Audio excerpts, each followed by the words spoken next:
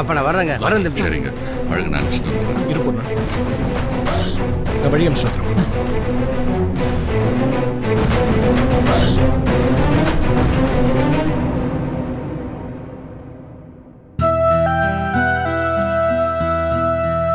அம்மா,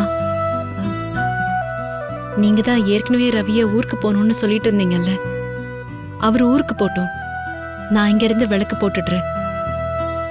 ஆமாம்மா, பரவாயில்லம்மா, 24 நாள் தானே.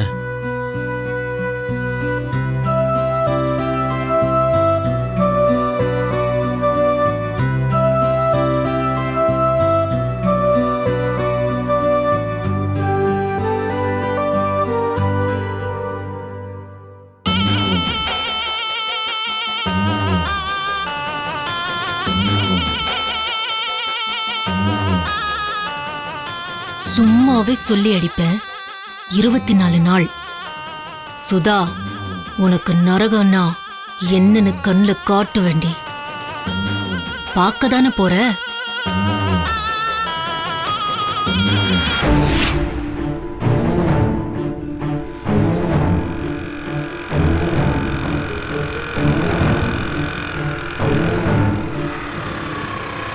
வணக்கம்மா. என்ன ஜோசியரே, வாயெல்லாம் பல்லா இருக்கு. உங்களை மாதிரி ஆளுங்களால தான் பல பேர் பொழப்பு ஓடுது. கத்தி எடுக்கல, குத்தல, கொல்லல, ஆனா வாழ்க்கையில கண்டம் இருக்கு, சனி பிடிக்குது, அது இதுன்னு எதையாவது சொல்லி பயமுறுத்தி வச்சிடுறது. பயமுறுத்தி காசு புடுங்கிறதுக்கு பேர் தான் ஜோசியம் இல்லையா? அம்மா அம்மா, அப்படிலாம் சொல்லாதீங்க. உண்மையா கணிச்சு சொல்றவங்களும் இருக்காங்க. நானும் நல்லா ஜோசியம் பார்ப்பேன். ஏதோ நம்ம நேரம் சரியில்லை, பொய் சொல்லி பிழைக்க வேண்டியிருக்கு. ஆனா ஏன் அளவுக்கு இன்னைக்கு சொன்னது உண்மைதான். ஏன் அப்படி புழுகுற? அவங்களுக்கு நேரம் சரியில்லை, பிரச்சனை இருக்குன்னு அதையே நீயே சொல்லுன்னு சொன்ன. இப்ப எனக்கே கதை சொல்ற? இல்லம்மா, புருஷன் பொண்டாட்டி 2 பேருமே சிக்கல்ல தான் இருக்காங்க, அதான் உண்மை. ஏதோ அடிச்சு விடு. எப்படியோ மண்டலம் அது இதுன்னு சொல்லி பிரிச்சு வச்சுட்ட. நாங்க நினைச்சது முடிஞ்சது.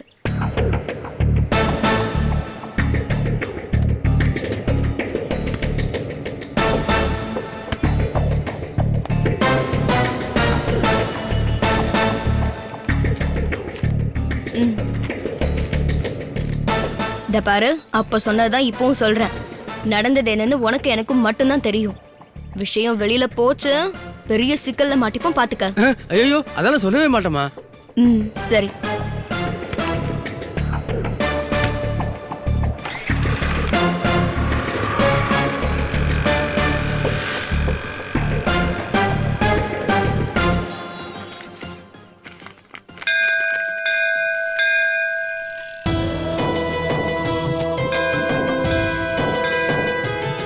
ஈசா, அவங்க பரிகாரத்துக்கு நான் சொன்னது உண்மைதான். நீதான் அவங்கள பார்த்துக்கணும். அந்த பொண்ணு முகத்தை பார்த்தாலே பாவமா இருக்கு. அதான் ஓ முன்னாடி நிக்க சொல்லியிருக்கேன். காசுக்கு சொல்லியிருந்தாலும் நான் உண்மையை தான் சொல்லியிருக்கேன். அவங்க 2 பேருக்கும் எந்த தப்பும் நடக்கக்கூடாது. நீதாப்பா அவங்கள காத்து நிக்கணும்.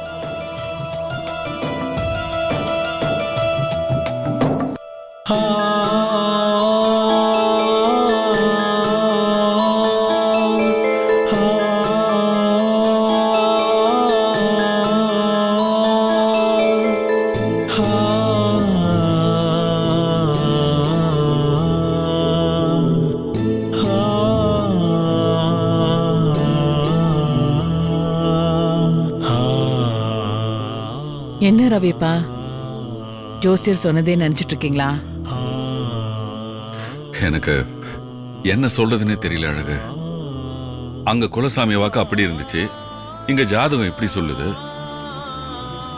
நினைச்சு பார்க்கவே ரொம்ப கஷ்டமா இருக்கு. நடக்கிறதெல்லாம் நல்லதுக்குன்னு நினைங்க. இப்ப நம்ம ரவி கிட்ட போய் 24 நாள் கிராமத்துல இருன்னு சொல்லி இருந்தா இருந்திருப்பானா? என்ன, ஏன், எதுக்குன்னு 1008 கேள்வி கேட்டிருப்பான். இப்போ ஜோசியர் நேரம் சரியில்லைன்னு சொன்னதும் அவனும் சரின்னு சொல்லிட்டான். நீ சொல்றதும் சரிதான் அழகு. நாம என்னதான் பொய் சொல்லி அவனை ஊருக்கு கூட்டிட்டு போனாலும் நாம நினைச்ச மாதிரி அவனை அங்க பிடிச்சு வைக்க முடியாது அழகு. அவன் ஒண்ணு சின்ன குழந்தை கிடையாது. என்னைக்காவது ஒரு நாள் நம்ம எதிர்பார்க்காத நேரத்துல சொல்லாம கொள்ளாம ஓடி வந்துருவான். இது எல்லாத்துக்கும் மேல சுதா கிட்ட தான் சிக்கல் இருக்குன்னு சுதாக்கு தெரிஞ்சா அந்த பொண்ணு பாவம் எவ்வளவு வேதனைப்படுவா. ஜோசியர் சொன்னதை கேட்டு அவன் மனசு என்னவெல்லாம் பாடுபட்டிருக்கோம்ல. சுதா மட்டும் இல்லைங்க, ரவியும் ரொம்ப கஷ்டப்பட்டிருப்பான். ஏதோ சோதனை கொடுத்த தெய்வம் வழியும் காட்டியிருக்கு. அவர் சொன்ன மாதிரி ஒரு 24 நாள் பிரிஞ்சிருக்கட்டும். என்ன, அவங்க 2 பேரும் இப்போதான் மனசு ஒத்து நல்லபடியா இருக்க ஆரம்பிச்சாங்க. அதுக்குள்ள இப்படி ஒரு சோதனை வந்துச்சு. யாருக்கிட்ட சொல்லி என்ன பண்றது? நம்புவோம், நல்லதே நடக்கும். நடக்கணும் அழகு, நடந்தே ஆகணும். நடந்த விஷயங்கள்லாம் நினைச்சு பார்த்தா நெஞ்சு படபட நடிச்சுக்குது தெரியுமா? ரவிப்பா, நீங்க வீணா மனசு போட்டு குழப்பிக்காதீங்க. குடிங்க, ஆறிடும்.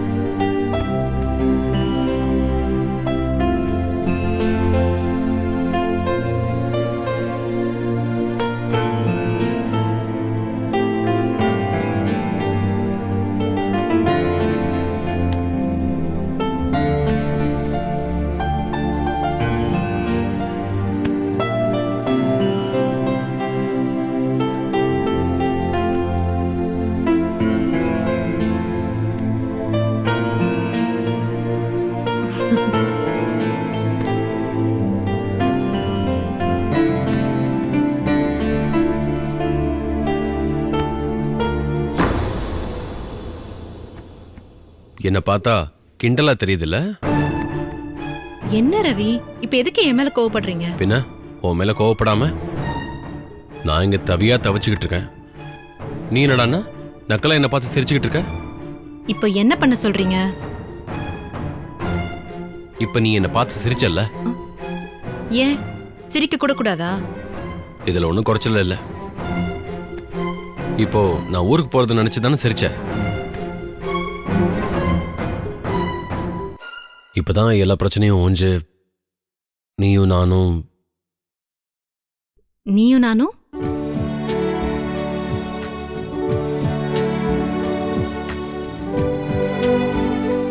இல்ல சுதா, இத்தனை நாள் நமக்குள்ள மனஸ்தாபம் எதுவும் இல்லைன்னாலும் ஒரு இனம் புரியாத விலகல் இருந்துச்சு. இப்பதான் எல்லாமே சரியாகி நம்ம 2 பேரும் ஒருத்தருக்கு ஒருத்தர் புரிஞ்சுக்கிட்டோம். ஆனா இப்பவாவது நிம்மதியா இருக்க முடியுதா? ஒவ்வொரு நாளும் ஒவ்வொரு பிரச்சனை. பூர்ணாவுக்கு கீழே விழுந்து கால் உடைஞ்சது, அடுத்து பவர் கட் ஆச்சு. பர்த்டே ஃபங்க்ஷன்ல எனக்கும் இப்படி ஆயிடுச்சு. சரி, எல்லாம் முடிஞ்சிருச்சுன்னு பார்த்தா இப்போ ஊருக்கு பார்சல் பண்றாங்க. கேட்டா ஜோசியம் அது அதுன்னு சொல்றாங்க. 24 நாள், 24 மணி நேரம் கூட என்னால ஒன்னு பிரிஞ்சிருக்க முடியாது. அது எப்படி சுதா? உன்னையும் அப்புவையும் பிரிஞ்சு 24 நாள் என்னால எப்படி இருக்க முடியும்?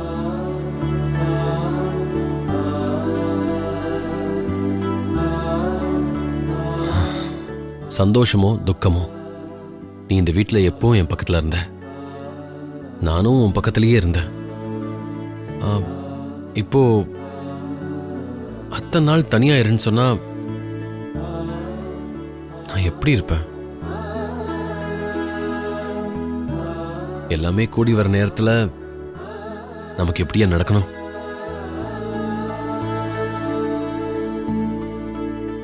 உன்னை விட்டுட்டு நான் எப்படி இருப்பேன் சுதா? உனக்கு கொஞ்சமாவது என் கஷ்டம் தெரியுதா? என்ன வெறுப்பேத்துற மாதிரியே சிரிக்கிற. எனக்கு கஷ்டம் இல்லைன்னு யார் சொன்னா? சொல்லுங்க, எனக்கு கஷ்டம் இல்லைன்னு யார் சொன்னாங்க?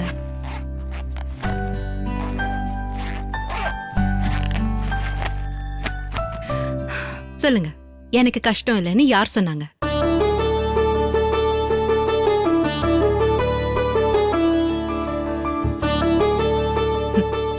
நீங்க வாய் திறந்து சொல்லிட்டீங்க. நான் சொல்லாம அமைதியா இருக்கேன்.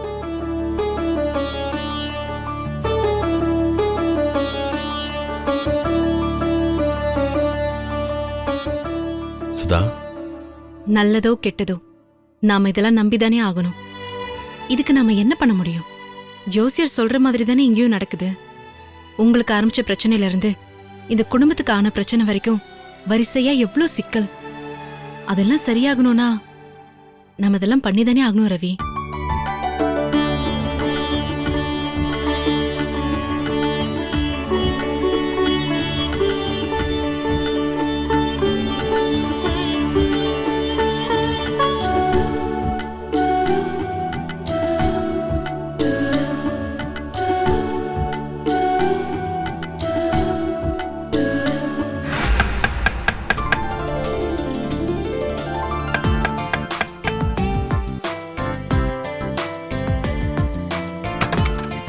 அம்மா, அம்மா,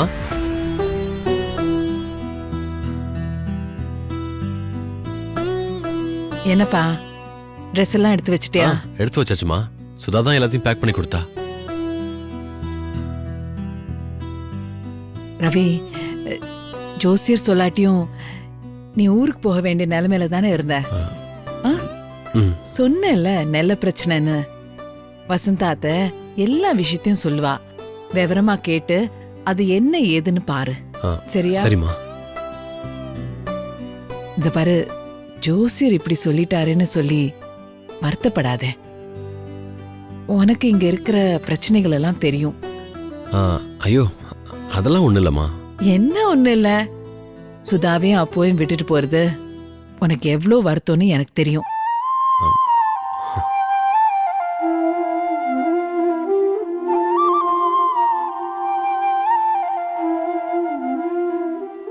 நீ எந்த கவலையும் படாத.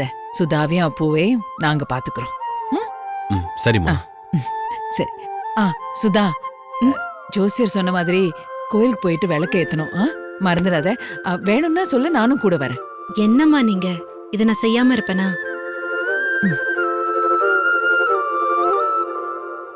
ரவி, என்னம்மா?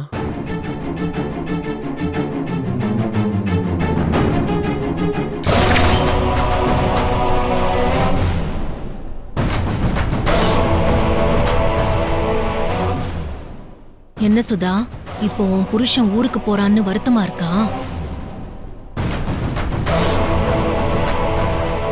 இது வெறும் 24 நாள் தான். கூடிய சீக்கிரம் நிரந்தரமா பிரிக்கிறேன்.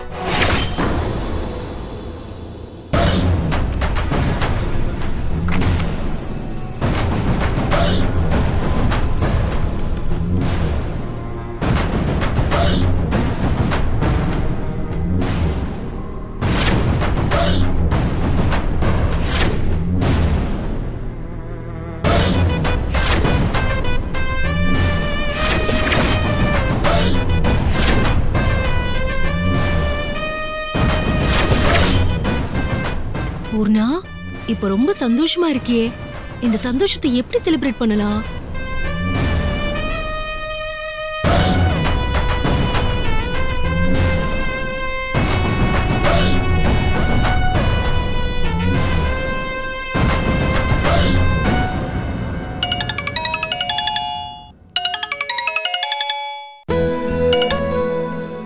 சொல்லு பூர்ணா.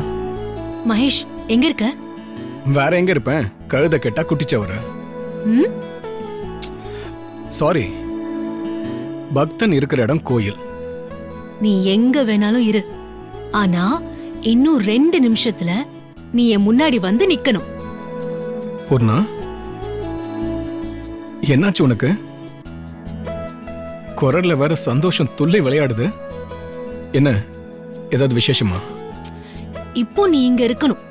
எது பேசுறதா இருந்தாலும் என் முன்னாடி வந்து நின்னு பேசு. உடனே கிளம்பி வா. உனக்காக நான் வெயிட் பண்ணிக்கிட்டு இருப்பேன்.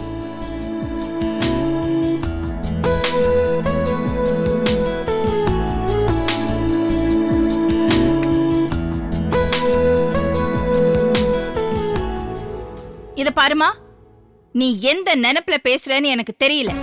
உன் இஷ்டத்துக்கு பேசினா எப்படி? நேத்து நீ பார்க்க வேண்டிய அத்தனை வேலையும் என் மருமக பாத்திருக்கா. பாவம் அவ. என்ன நினைச்சு இப்படி பேசுற நீயா? இது பாரு, ஒழுங்கா வர்றதுன்னா வா, இல்லனா வேற இடத்த பாத்துக்க. என்ன என்ன சொன்ன? ஓ, உனக்கு அவ்வளவு கொழுப்பா? வேணாமா? இந்த ஜென்மத்துக்கு நீங்க எட்டி பார்க்காத. உனக்கு இனி இங்க வேலை கிடையாது. நீ வேற இடத்த பாத்துக்க. இங்க நீ வரவே வேண்டாம். ச்சே, பாத்தியா காவிய திமிர என்னெல்லாம் பேசுறா தெரியுமா? அதான் இனிமே அவ வேலைக்கு வர வேண்டாம்னு சொல்லிட்டேன். ஷோ, நமக்கு எத்தனை பிரச்சனை வருது பாரு. அத்தை, அவங்க வரலங்கிறதுக்காக ஏன் இவ்ளோ டென்ஷன் ஆவறீங்க? இல்லம்மா, ஏதோ நேத்து அந்த அம்மா வரல, அதுக்காக இன்னைக்கு நீ எல்லா வேலையும் பார்க்க முடியுமா? கோச்சிங் கிளாஸ்க்கு போகணும், படிக்கணும், 1008 வேலை இருக்குல்ல. இப்ப என்ன பண்றதுனே தெரியலையே. ஏதோ காலையில உன் தயவால காஃபி குடிச்சேன். இன்னும் டிஃபன் அது இதுன்னு இருக்குல்ல. என்னங்க, நீங்க ஒண்ணு பண்ணுங்க, ஹோட்டல்ல போய் வாங்கிட்டு அத்தை, அதுக்கெல்லாம் அவசியமே இல்ல. என்ன சொல்ற காவியா? ஒரு பிரச்சனையும் இல்ல அத்தை. எல்லா சமையலையும் காலையிலயே முடிச்சிட்டேன். மத்தியானத்துக்கு சாப்பாடும் செஞ்சு வச்சிட்டேன்.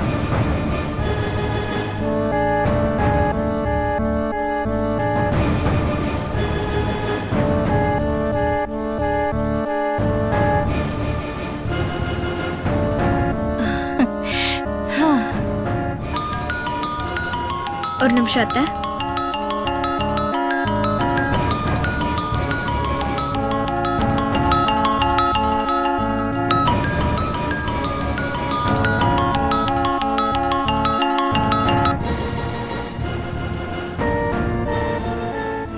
என்ன சகு, நீ 8 அடி பாஞ்சா உன் மருமக 16 அடி பாயரா?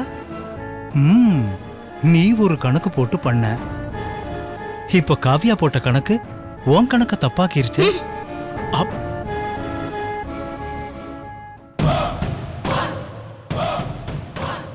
இல்ல சகு, நீ நினைக்கிற மாதிரி இது அவ்வளவு ஈஸியா முடியாது போல தெரியுதே. நீங்க இன்னும் ஆபீஸ்க்கு கிளம்பல? ஆபீஸ்கா? நான் ஆபீஸ்க்கு போகலையான்னு கேட்டா இதோ கிளம்பிட்டேன் சகுன்னு சொல்லிட்டு போயிட்டே இருக்கணும். போங்க.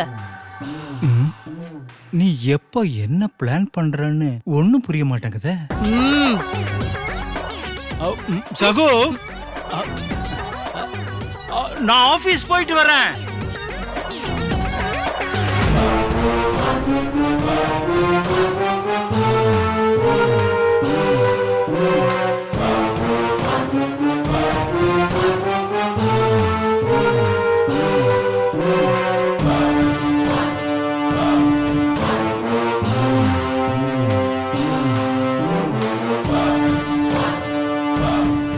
கோச்சிங் கிளாஸ்க்கா போற? கோச்சிங் கிளாஸ்க்கு உனக்கு இன்னைக்கு இருக்குடி.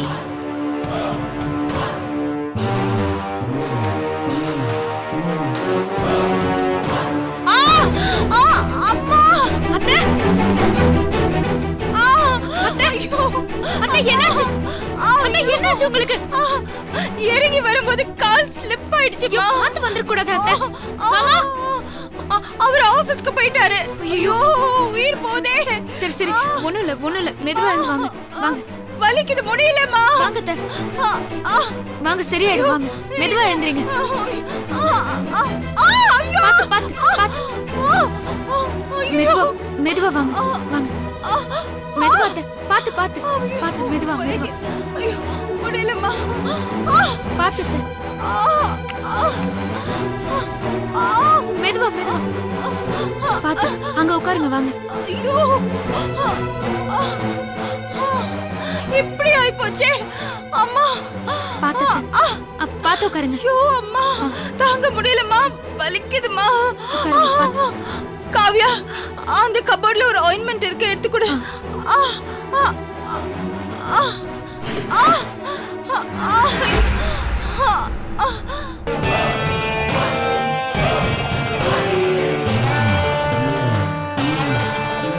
ஐயோ, நான் தேய்ச்சி விடுறேன். என்ன பண்ற காவியா? குடு, நான் தேய்ச்சி விடுறேன் அத்தை. தேய்ச்சிக்கிறேன். நீ குடு. நீங்க சும்மா இருங்க அத்தை.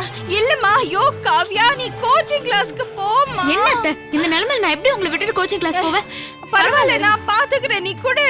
நான் தேய்ச்சி விடுறேன், நீங்க சும்மா இருங்க அத்தை. ஐயோ அம்மா, இப்படி சிரமத்துக்கு மேல சிரமம் கொடுத்துட்டு இருக்கேனே. ஐயோ அதெல்லாம் ஒண்ணும் இல்ல அத்தை. உங்களுக்கு செய்யாம வேற யாருக்கு செய்ய போறேன்?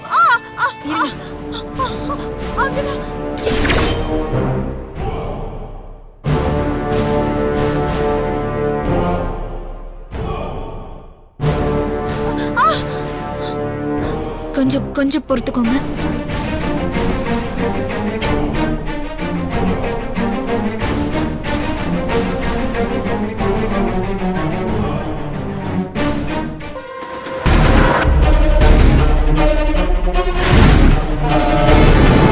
ரயில் பெட்டியின் மேற்கூரையில் துளையிட்டு வங்கி பணம் 5.25 கோடி ரூபாய் கொள்ளையடிக்கப்பட்டது. யார் அவன்? என் காசு மேல கை வச்ச எச்ச நாய். ஜமாலுதீன் உனக்கு எப்படி தெரியும்? யார் சார் அவரு? ஆசிப் கடை பிரியாணி ஓனருங்களா?